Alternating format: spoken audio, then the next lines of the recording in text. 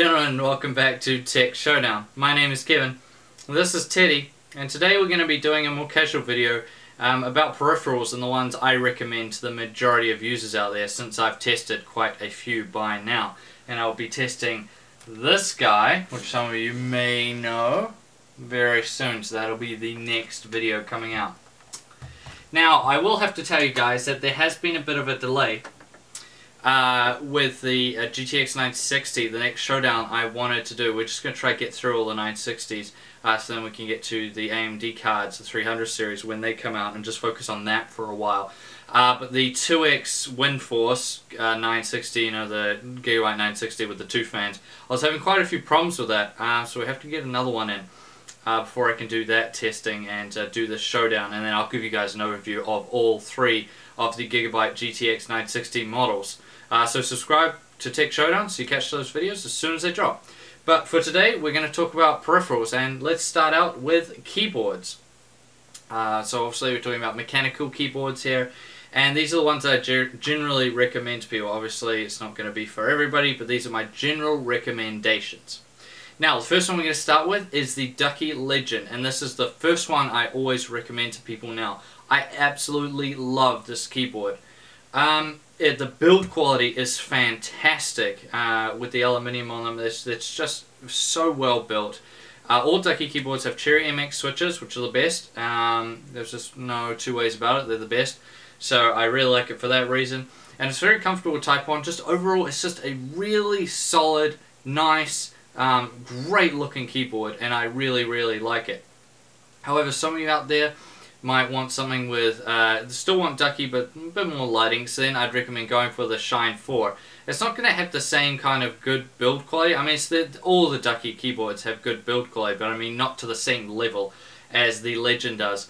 The Shine obviously has Cherry MX keys as well, so switches wise there's no difference, but it has better lighting. You know, it's more customizable in that sense. So for those people out there that want a maybe the Legend's lighting isn't enough for you, then I would recommend the Shine 4 instead then.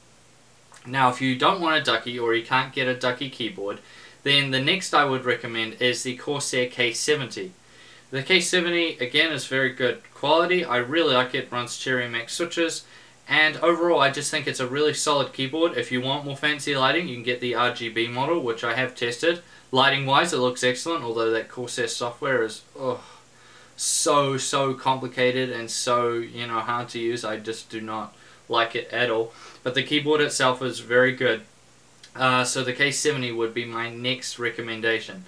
Now, for whatever reason, you don't want a keyboard that features Cherry MX key switches, and you want one that features the company's own key switch, then I'd stay well away from Razer.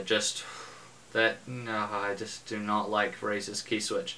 Then I would go with the Logitech G910 Orion Spark.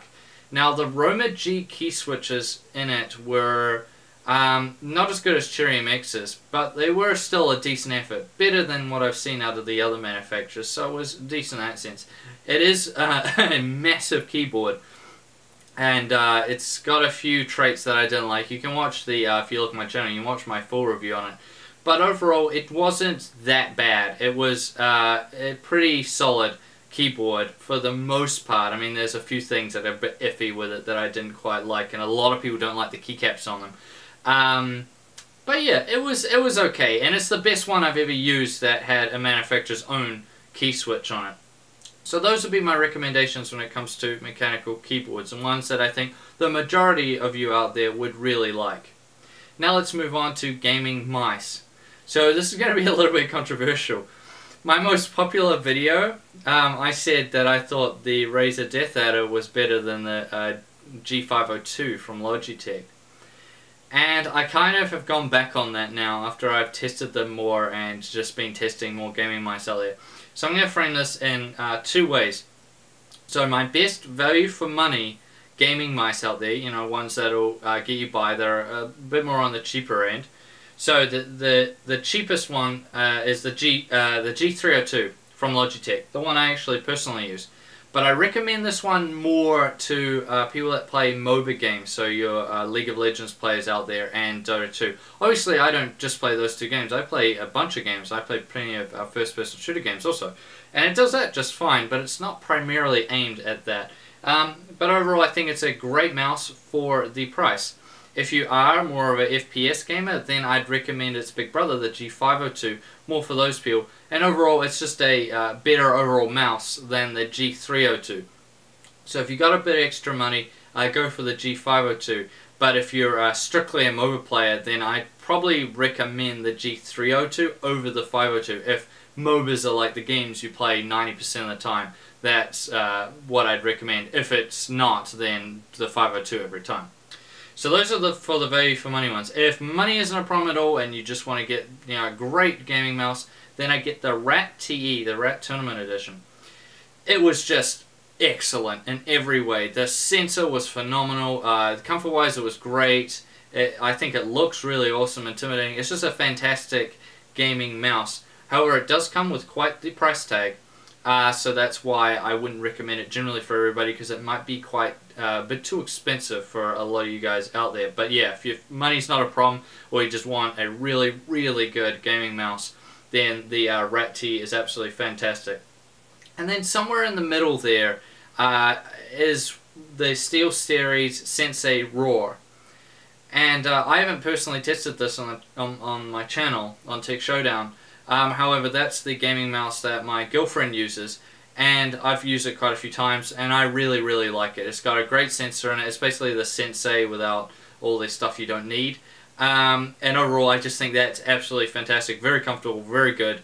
And that's kind of in between price-wise, at least in New Zealand anyways, the G502 and the Rat TE. The Sensei Roar is kind of smack bang in the middle. So that's the one I'd also recommend for some of you out there. Of course, with all peripherals, I recommend you guys go into a store if you can, if they have one laid out, and try it, see if it fits, your hand or your typing style, whatever, peripherals are very much about personal opinions, and this is mine, but I'm trying to do it in a way that I think it would work for the majority of you guys out there who maybe can't actually go to a store and test them out. Let's talk now about headsets. And the first one we're going to talk about is the one I generally recommend to people the most. It's the Kingston HyperX Cloud. Now, I know the HyperX Cloud 2 is out now. I really want to review this. I've made inquiries about it, so hopefully I get it soon-ish, so I can test that one out. But of course, I did the testing of the first one, the HyperX Cloud, and I thought it was absolutely fantastic. I had really very limited complaints with it. It is a little bit on the high side maybe for some people, but in terms of what you actually get, you get an absolutely premium headset, and I think it justifies its cost very, very well. It's so comfortable, sound quality is phenomenal, and yeah, they're just so, the comfort is what I always come back to. The construction is very good too, with the metal on the sides and that. So the HyperX Cloud or HyperX Cloud 2, although I haven't tried that yet, so maybe wait for that video. The one we recently did, the Funk HS260, I really liked that too. That's coming in at quite a high price, but I think it's very comfortable. The sound quality was also very good, and overall I thought that was an excellent headset too, although I think it was maybe a smidgen too expensive for what it is. And then there's also the SteelSeries Siberia V3. So I got V2s, which I got a long time ago. And I tested the V3s as well, and I really still like the V3s as I do the V2s. They're just very comfortable, they're incredibly light. I mean, you put them on and you barely even feel that you're wearing them. Where the Funk and the HyperX Cloud are both quite heavy by comparison. So good in that sense. The V3s over the V2s have much better audio quality, I find. However, there was a few other things I didn't quite like with them. But overall, it still is a very, very solid headset. So if you can't get those other two, or maybe they're a bit too far out of your budget, as I'm going for New Zealand prices, maybe these are different where you live, then the Siberia V3s, or if you get, if you can find some V2s, they're still very, very good. And you could probably get V2s for very cheap nowadays. So that's also good. Now, mouse pads. I should have done this probably after we talked about mouses. But whatever, I've talked about mice, I'm sorry. Mouse pads, I think, is very much up to the individual. I think generally you don't have to, because obviously I don't. It maybe is a bit better to go with mouse pads made by the same manufacturer as the mouse you picked. However, you don't always have to do that, and I don't really recommend it. It's probably just nicer aesthetically as well. It probably looks a little bit better. But overall, just getting a nice big one. I got a Razer Goliath, which is huge. But that's just my personal opinion. Honestly, I don't find there to be that much difference between them, honestly. So just go with whichever one you like the feel of. And usually if you go into tech shops and stuff like that, they, if you're lucky, they might have a few of them laid out, or they'll have a cutout on the box and you can feel the material and you just see which one you think will be nice and that your mouse will glide over it really good. Not going to be talking about monitors in this video because I've already done that, so just look through my video. I did one about my opinion on like 1080p, 1440p and 4K, and 60Hz, 120Hz, 144Hz, so we're not going to talk about monitors in this video. But that's overall my recommendations when it comes to peripherals. As always, this is always changing. This is just for right now, and of the ones I have tested myself. There might be better ones that I haven't tested, and this is obviously going to change in the future when new products come out. But for right now, those are my recommendations.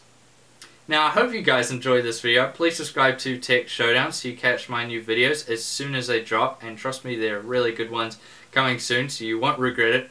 I thank you guys for watching, and I'll see you all next time.